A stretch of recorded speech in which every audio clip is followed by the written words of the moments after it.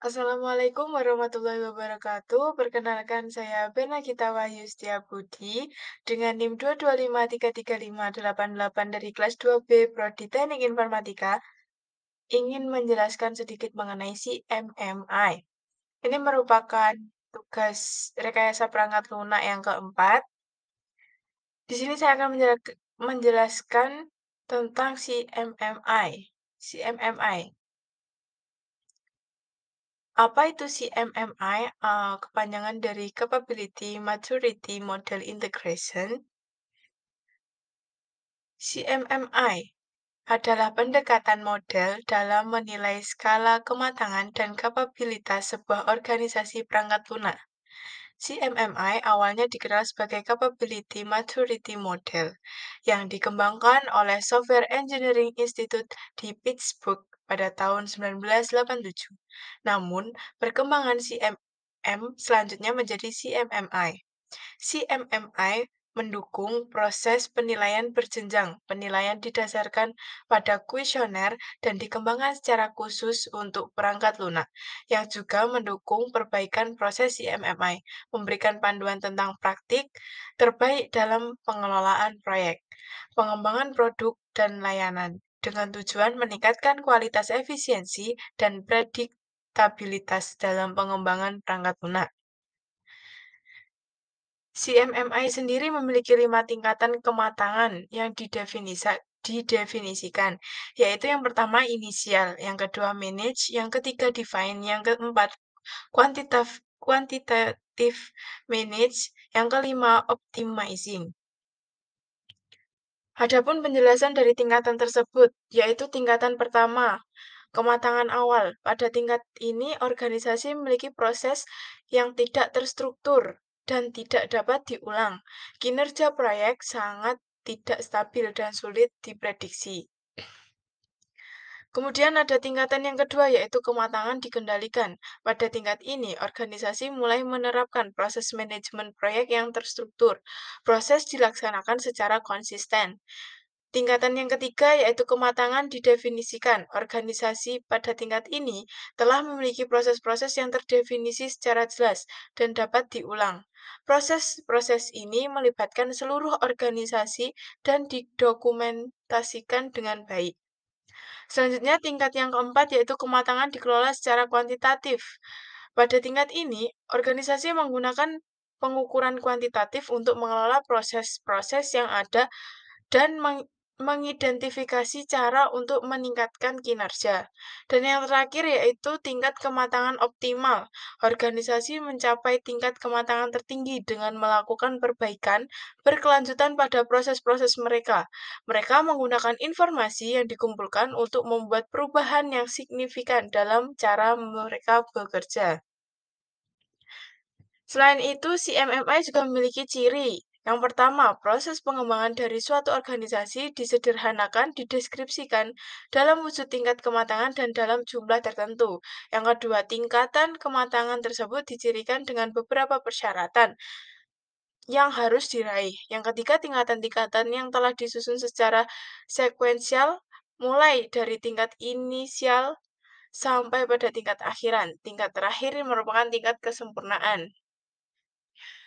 Setelah itu ada pun karakteristik dari CMMI. Yang pertama, memberikan model yang stabil dan terkoneksi satu sama lain dengan cakupan yang lebih detail atas siklus hidup aplikasi dibanding model peningkatan proses lain.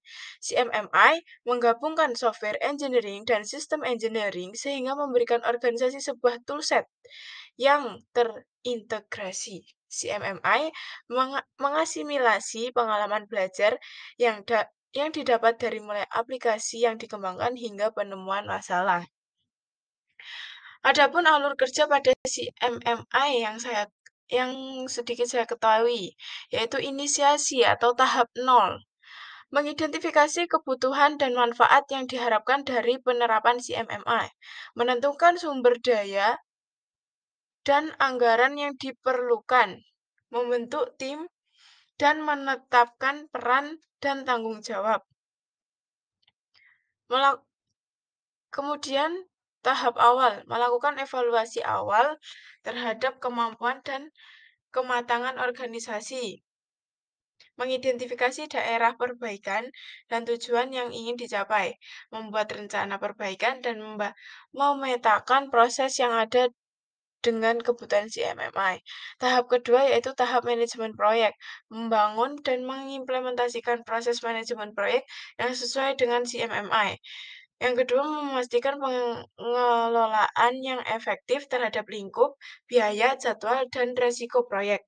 Mengumpulkan dan menganalisis data kinerja proyek untuk perbaikan berkelanjutan. Tahap ketiga yaitu tahap manajemen proses, membangun dan mengimplementasikan proses manajemen, memastikan pemantauan, pengukuran, dan perbaikan terhadap proses, mengumpulkan data kinerja proses, dan menganalisis untuk mengidentifikasi.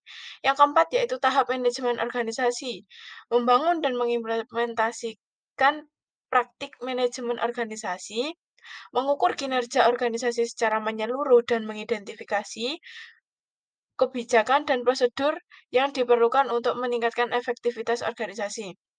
Yang terakhir yaitu tahap kelima, tahap optimasi, mengidentifikasi tren dan peluang untuk meningkatkan kinerja organisasi secara terus-menerus, menerapkan perbaikan yang berkelanjutan berdasarkan analisis data dan tren yang terkumpul, melakukan monitoring dan evaluasi terhadap kinerja organisasi secara berkata.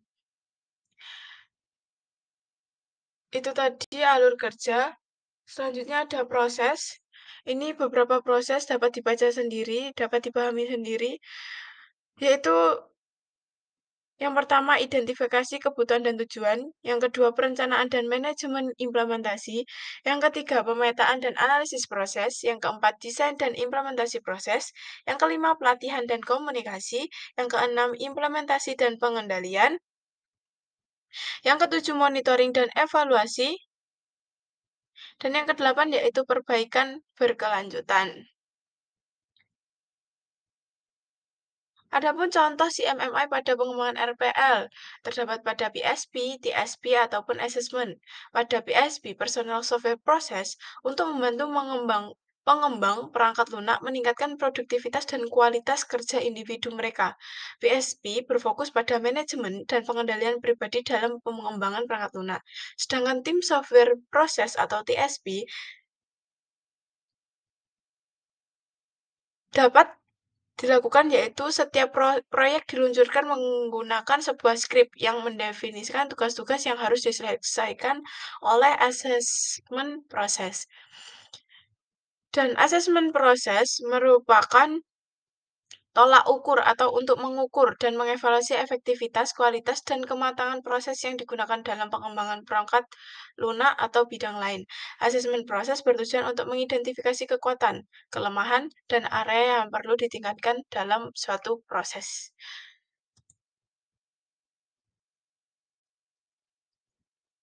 Ini merupakan referensi yang saya gunakan untuk mengerjakan tugas RPL 4 ini.